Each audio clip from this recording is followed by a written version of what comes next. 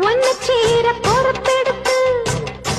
உருகும் இந்த மாது தெற்கு திச தென்றலிடும் தினமும் விடும் தூது அம்மன் கோயில் சிலை எழுது அசஞ்சி வரும்போது உள் மனசு தத்தடிக்கும் உறக்கம் என்பது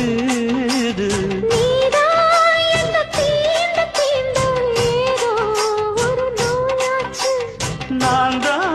உன்னை சீண்டி சீண்டி பார்த்து ரொம்ப நாளாச்சு கொஞ்சம் இடம் கொடுத்த பச்சை கொடி பிடிச்சா எத்தனையோ வித்தைகளை இப்பவே நீ காட்டிடுவேன்